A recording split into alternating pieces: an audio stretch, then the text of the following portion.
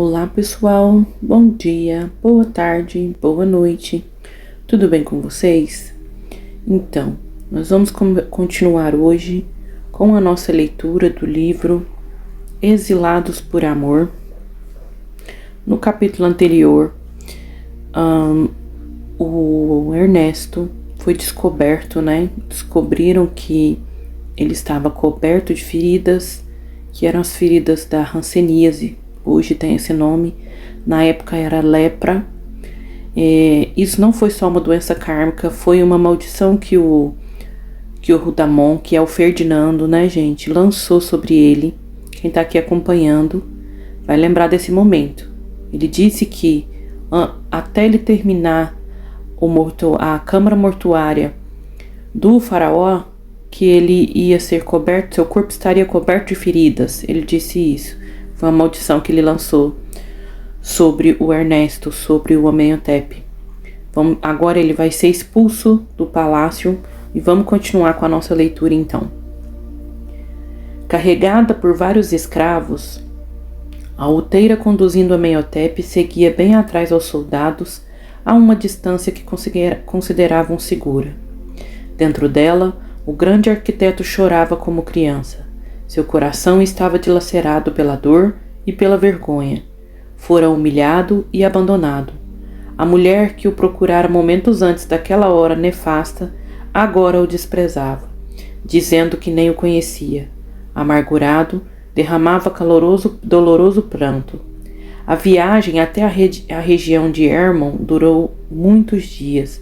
Assim que se vizinharam do destino, puderam ver ao longe homens e mulheres miseráveis que ocultavam suas chagas sob restos de vestes rotas e rasgadas. O séquito parou. A lacônica ordem dada aos soldados por um dos guardas do faraó, os escravos abandonaram suas posições e dispararam na direção contrária à entrada dos rochedos. Queria regressar com os demais.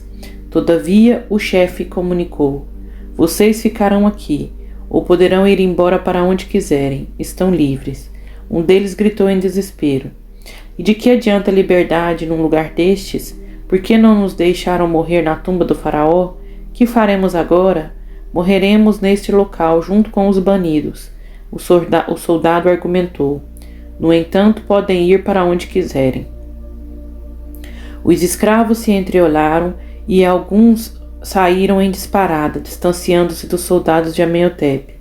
Os soldados igualmente partiram em retirada, abandonando a liteira bem próxima à área onde estavam os leprosos. Alguns dos habitantes do lugar, curiosos, começaram a se aproximar da peça que transportava o arquiteto. Amenhotep permanecia em tamanho desespero e desalento que não percebera a movimentação dos escravos nem dos soldados. Ainda tinha o pensamento longe e o rosto banhado em lágrimas quando notou a face oculta por panos de alguém que observava. Em silêncio, ele olhou para o rosto parcialmente coberto e gritou assustado: o que é isso? Quem é você? Era uma mulher que não respondeu, apenas continuou a encará-lo. Logo outros rostos curiosos vieram juntar-se ao dela. Amenhotep, imóvel ante aqueles olhos semicobertos ao fitá-lo, de novo gritou apavorado: pelos deuses, onde estou? Quem são vocês? Para onde foram os soldados e os escravos? A mulher, que há algum tempo olhava, enfim respondeu: todos se foram. E quem são vocês? Que lugar é esse? Perguntou Amenhotep, saindo da liteira. Ao vê-lo descer, os que estavam mais perto se afastaram. Ele caminhou olhando desconfiado ao redor. Enquanto os outros o examinavam atentamente, perguntou irritado: afinal, alguém pode me dizer onde estamos? O que todos vocês fazem aqui? Parecem doentes. O que está acontecendo? Um homem sisudo acercou-se dele e indagou: não sabe para onde o trouxeram? De onde veio? De Mênfis, no Egito. Pois é hora de saber que foi abandonado como prisioneiro deste lugar. Como prisioneiro? Não vejo os guardas. Na entrada de todas as cidades encontrará sempre um soldado para impedir nossa passagem. E por que não podem sair daqui? Abrindo os panos que o envolviam, O homem deixou que o recém-chegado lhe visse os braços purulentos. Amenhotep não suportou e se pôs a vomitar. Quando por fim conseguiu se controlar, olhou para as pessoas à sua volta e gritou: "O que são vocês? Onde estamos? Por que não saem daqui e procuram ajuda? Somos prisioneiros nesses rochedos. Insistem nisso, porém não vejo os guardas. Não precisam colocar guardas aqui. Há soldados em todas as cidades. Não poderíamos alcançar. Todos devidamente instruídos a nosso respeito para impedir-nos a passagem. Para chegarmos a regiões mais distantes, precisaríamos de provisões, obtidas nas províncias mais próximas, e isso é impossível. Logo, somos prisioneiros. E por que foram deixados aqui, afinal, que doença é essa? Em minha terra a chamam de lepra", disse uma senhora no fundo do povoado. "Já experimentaram as ervas? Essa doença não tem cura. Todos nós vamos morrer aqui, como muitos já morreram. E não procuram fazer alguma coisa, buscar socorro em outra parte? Você não escuta? É inútil. Muitos já tentaram e acabaram morrendo no caminho, ou sendo mortos pelos soldados quando se aproximaram da cidade a que se dirigiram. Aceite seu destino. Estamos condenados a viver aqui, até o fim dos nossos dias. E para muitos, os dias de vida neste lugar esquecido se tornaram bastante reduzidos. Quem sabe você tem a sorte de ser um deles? Não é possível que não haja algo a se fazer. Eu não acredito.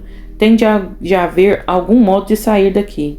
Uma mulher com o rosto parcialmente envolto em trapos achegou-se um pouco mais ao pequeno grupo que se fizera em torno de um recém-chegado e disse: "Moço, acho que ainda não compreendeu a sua real situação." Ela abriu os trapos que tampavam seu rosto e deixou que todos vissem as profundas chagas que lhe desfiguravam o semblante. Depois, cobrindo-se novamente, continuou: "Não podemos mais viver entre os sãos. Quem aceitaria viver ao lado de seres humanos que se deformam a cada dia?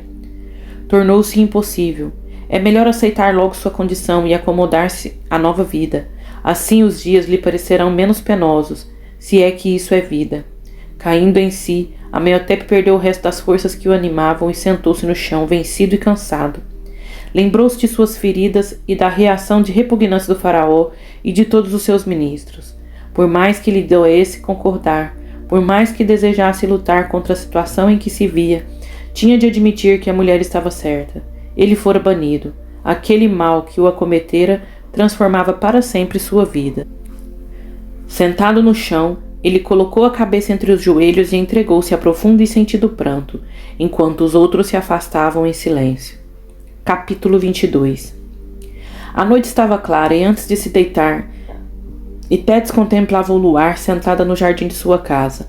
Raquel se aproximou suavemente e, notando o ar distante da jovem, perguntou: "Você está bem, Tétis? Sinto-me triste hoje, como se algo doloroso me atingisse. Não seria a questão do casamento que a preocupa?" "Não, Raquel. Conversei com Beck e ele está propenso a me atender. Preferia casar-se logo, é bem verdade. Por ele, até nos teríamos casado, conforme Nhazep deseja. Mas Beck me respeita e vai aguardar que eu diga qual o momento certo." "E quando será esse momento, Tétis? O que está esperando?"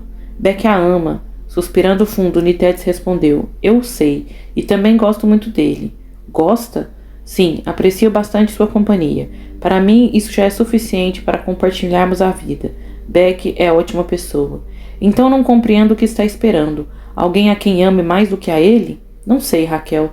Seja como for, você tem razão. Eu já deveria ter me decidido. Só que algo me impede e eu não sei explicar o que é." Abraçando ternamente a amiga, Raquel lembrou: "Seu coração é complicado, Tétis. Muitas vezes eu não o entendo. Mas como seu pai sempre dizia, sua alma é especial e está além de nossa compreensão." Deixando-se envolver pelo abraço, após alguns instantes de silêncio, Tétis falou: "Hoje, em particular, sinto-me atormentada. Meu coração está opresso e entristecido." Levantando-se e estendendo as mãos para a jovem, Raquel pediu: "Vamos dormir, querida. Quem sabe amanhã se sentirá melhor? Seu noivo pode vê-la, não é certo?" "Sim, logo pela manhã. É melhor mesmo ir dormir. Preciso estar bem disposto para argumentar contra seus apelos veementes para apressarmos o casamento." As duas seguiram enlaçadas para o interior da casa, Nitétis acomodou-se no leito, e não obstante o pensamento que insistia na figura de Amenhotep, ela adormeceu. Assim que seu sono se fez pesado, desprendido do corpo denso, seu corpo espiritual surgiu, nimbado de intensa luz rosa e azul. Próximo de seu leito, ela viu Jonefá, que a saudou atencioso. Olá, minha irmã, recorda-se de mim? Abraçando com ternura o aliado de tantas jornadas, ela respondeu. E como esquecer o irmão querido? Parece que ficamos muito tempo sem nos encontrarmos. Sim, faz algum tempo. Não foi necessário antes, visto que você vem cumprindo com excelência sua missão.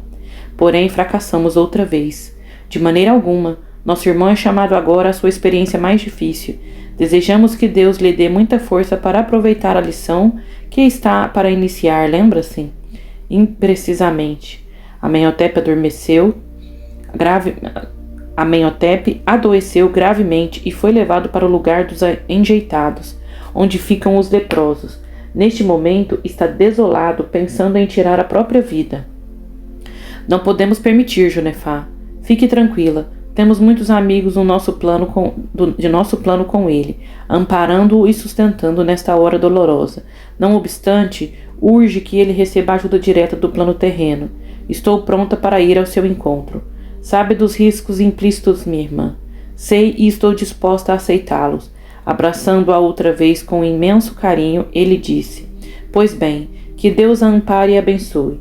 Vá, minha irmã, vá ao encontro de nosso irmão. Nitétis despertou e sentou-se na cama sobressaltada. Não se lembrava de todos os detalhes do sonho que acabara de ter, mas com clareza ecoava em sua mente a frase. Amenhotep adoeceu gravemente e foi levado para o lugar dos enjeitados, onde ficam os leprosos. Levantou-se, caminhou até a sala de refeições e tomou um pouco de água fresca. Sentou-se em um dos bancos, tentando organizar os pensamentos e raciocinar sobre o que deveria fazer. Ainda meditava quando Ionezep aproximou-se sem fazer barulho. Ao vê-la distraída, disse: Deveria estar dormindo. Seu noivo chega em algumas horas e vem para decidir tudo. Eu próprio quero participar dessas decisões. Você está protelando de novo esse casamento e seu noivo deixa que você o domine. Pretendo esclarecer que, a menos que tome uma atitude depressa, ele terminará por perdê-la de vez. Nitétis ouvia Ionezep sem conseguir parar de pensar em Amenhotep e na frase que se repetia em sua mente. Ela precisava saber se aquilo era verdade. Precisava descobrir se ele de fato estava doente e se tinha sido levado para longe. Mas como? Ionezep insistia exasperado. Está escutando, Nitétis? Está me ouvindo? E ela por fim respondeu. Sim, claro, Ionezep. Você tem razão. Do que está falando? De tudo. Tem razão em tudo. Preciso tomar uma atitude. Vá ao encontro de Beck agora mesmo. O quê? Está maluca? Não, você está correto. Preciso tomar uma atitude drástica, não é mesmo? Então, que seja agora. Vou à casa dele. Assim podemos resolver já essa situação. Perplexo, Ionezep custou um pouco a responder. Não é necessário. Ele estará aqui em algumas horas e poderão definir os pormenores deste casamento. Quero vê-lo já, meu irmão, agora. Tenho urgência em vê-lo. Nitétis, estou cansado de suas atitudes impensadas. Para quê? Ela o interrompeu. Ora, ele já deve estar em pé, a esta hora. Veja, está quase amanhecendo. Raquel pode ir comigo. Vocês não irão sozinha a parte alguma. Então venha conosco. Depois dos instantes de indecisão, ele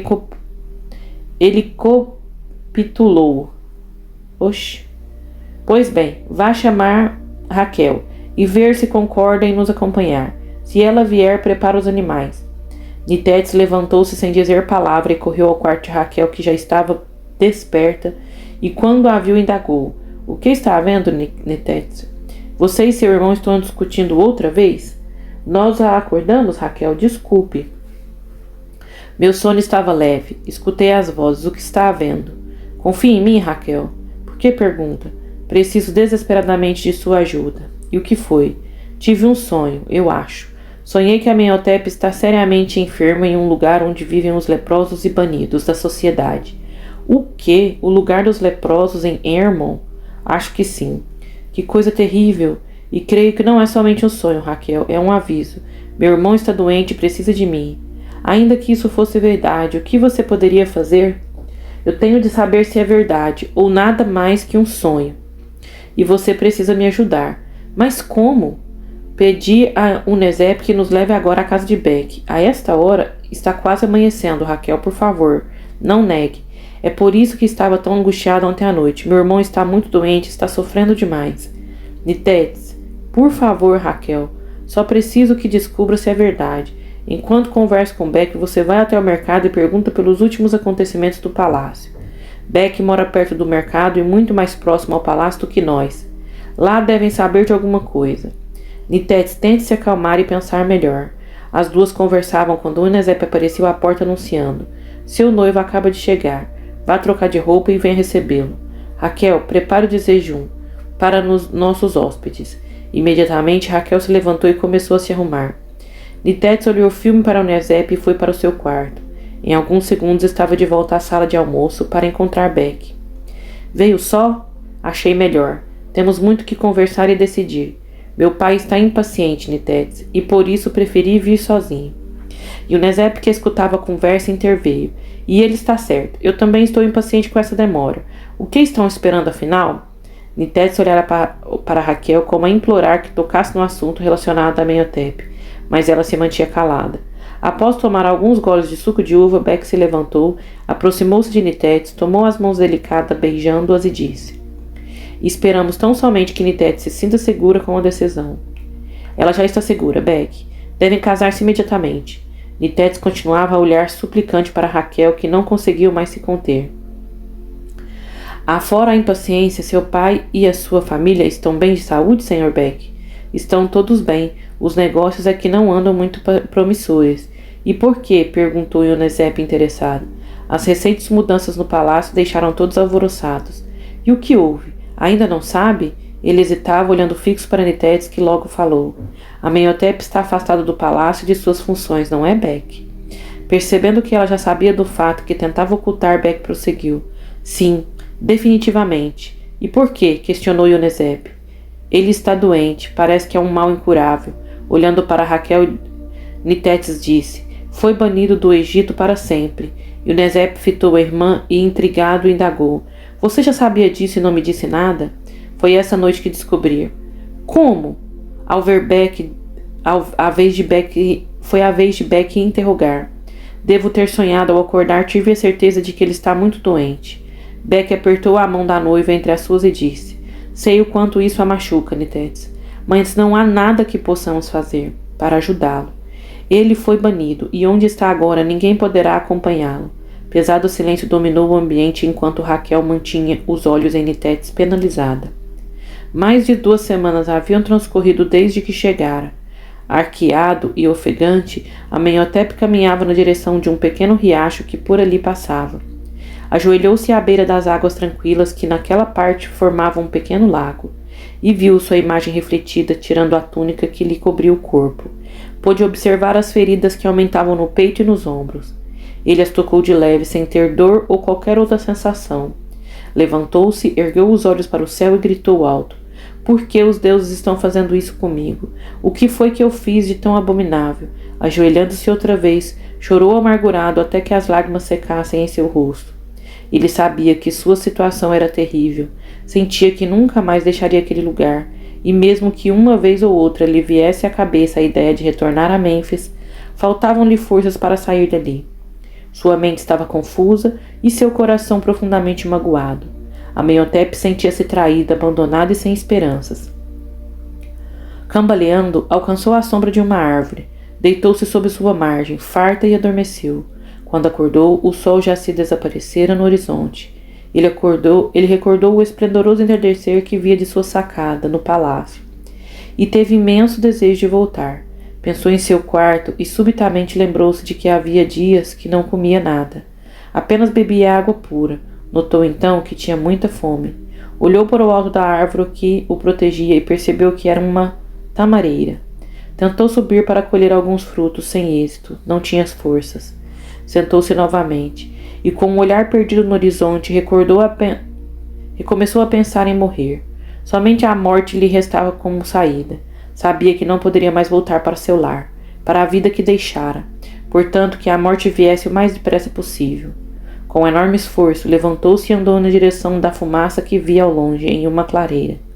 Ainda não se aproximara de nenhum dos outros que viviam ali, tampouco permitiam que alguém se aproximasse dele. Não quisera conversa, mantendo-se isolado de todos. Teve muita dificuldade até chegar a um grupo de pessoas sentadas ao redor de uma fogueira. A princípio o olharam com certa curiosidade para em seguida ignorá-lo.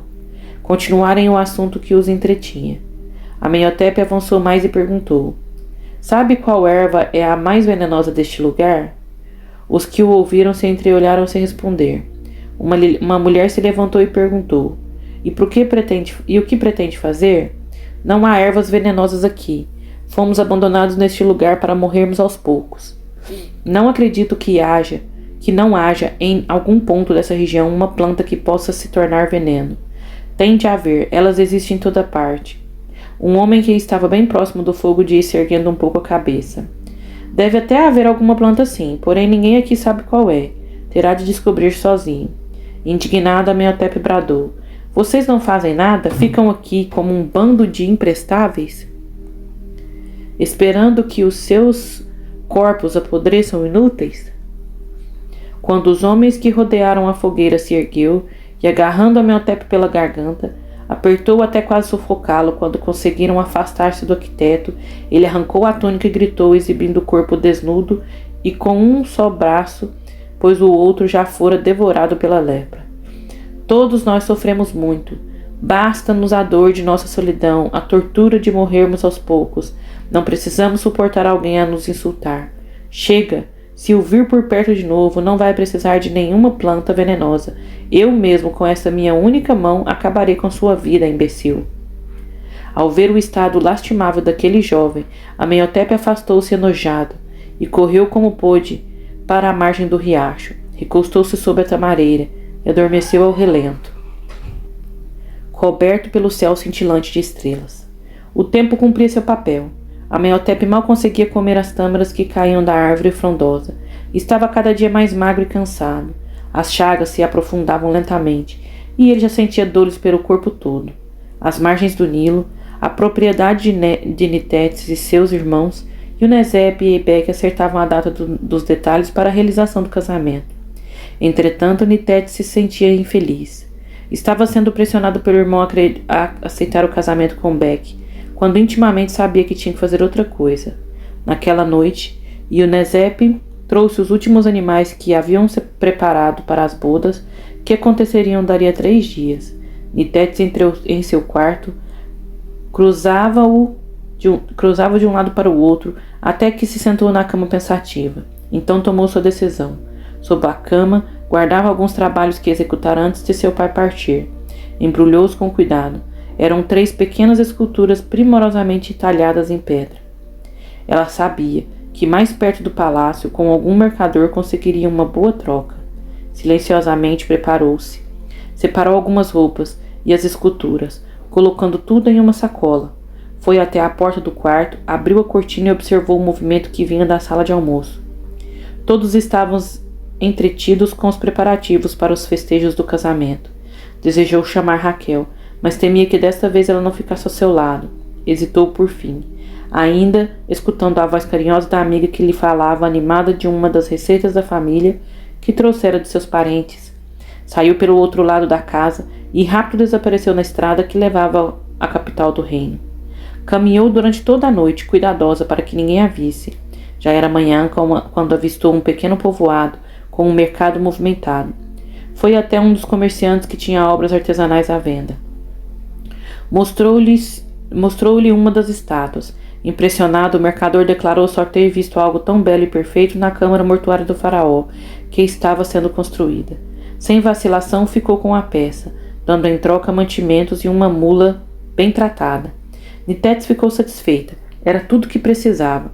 Subiu no animal e já se afastava quando perguntou: Sabe alguma coisa sobre o ministro-chefe do Egito, senhor? Amenhotep? E ela anuiu com a cabeça e o homem respondeu num sussurro: Ele foi enviado para o lugar dos degredados. Que lugar? O lugar para onde vão todos os que têm aquela doença horrenda. E você sabe onde fica? Fica a caminho da Palestina, entre o deserto de Sur e Amon. Mas por que pergunta? Qual o interesse? Apenas curiosidade. Depois de pequena pausa, ela indagou. E as pessoas não saem de lá?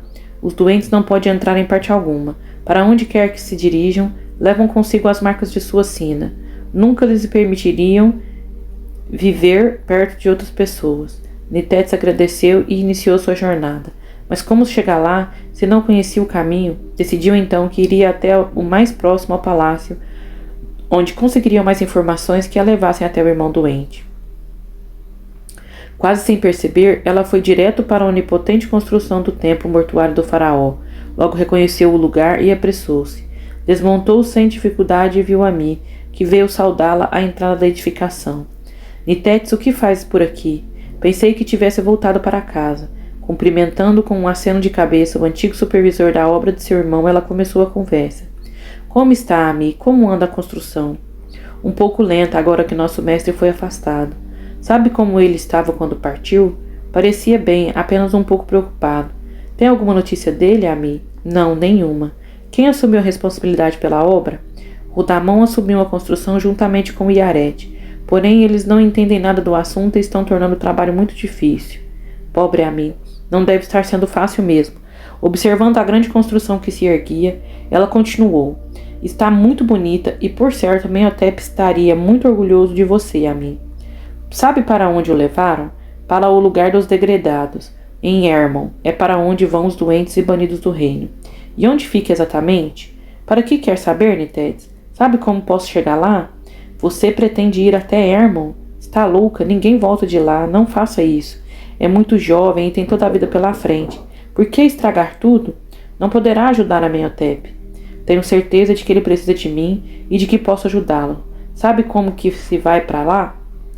Não importa o que eu diga, não vai desistir, não é? Não importa quão perigosa seja a viagem, nada impedirá. Ela sorriu ao confirmar. Nada. Tenho viajado por estradas muito mais longas para estar com Amenhotep, acredite-me. Ami fitou sem compreender. Nitetes perguntou novamente. Pode me ajudar, Ami? Poderia pedir a algum escravo conhecedor do caminho que a levasse, só que nada tenho para dar em troca. Ela tirou outra escultura da sacola e entregou ao amigo. Tome, talvez isso sirva. Com outra peça consegui um mercador mantimentos e um animal. Ami tomou a estátua nas mãos e examinou com atenção. Era linda. Ia questionar a jovem, mas achou melhor dizer apenas. Fique aqui, vou ver o que consigo. Depois de algum tempo de espera, Nitetes viu Ami chegando com 2 homens muito simples. Ao se aproximarem, Ami explicou. Estes são servos da minha confiança. Eles conhecem o caminho e a levarão até bem perto do lugar. Depois voltarão e lhes entregarei a escultura. Não podemos ir já? Não prefere passar a noite aqui e viajar pela manhã? É mais seguro. Temendo que o Inezep enviasse alguém atrás dela, Nitetes pediu. Quero ir imediatamente. Preciso chegar depressa. Estou muito preocupada com o estado de Amenhotep. Receio que ele não suporte o sofrimento e acabe com a própria vida. O que seria até um bem para ele? Disse Ami. Não diga isso, Ami. A vida é a nossa oportunidade. Enquanto estamos aqui, podemos lutar, vencer, renovar e construir. Mas a situação dele é muito difícil. Eu sei, por isso quero estar ao seu lado nesta etapa. Ela já se preparava para subir na mula quando Ami a segurou pelo braço e perguntou. E você, Nitetes, vai entregar a vida dessa maneira? Não deveria também lutar, construir, como você mesma disse? É exatamente o que estou fazendo. Para isso estou aqui. Sem dizer mais nada, ela montou no animal e agradeceu. Muito obrigada por tudo, Ami. Nunca vou esquecer o quanto me ajudou, meu amigo. Seu coração é generoso e bom. Que o Deus único esteja sempre com você. Antes que ele pudesse indagar que Deus era aquele, ela se virou e partiu, seguida pelos 2 servos, que também levavam grande quantidade de mantimentos obtidas por Ami. Ele acenou admirando profundamente aquela jovem mulher, determinada e corajosa, que iria sacrificar a vida para ajudar o irmão. Após longa e exaustiva jornada, a pequena caravana avistou finalmente o lugar que buscava. Assim que o viu, um dos escravos parou e se virou para a jovem. É somente até aqui que a acompanhamos. O local fica ali, depois daquele estreitamento dos rochedos. Pessoal, vou encerrar o vídeo aqui. Nós continuamos no próximo, tá bom? Eu agradeço vocês terem visto até o fim do vídeo Um beijo de luz, até o próximo vídeo. Tchau!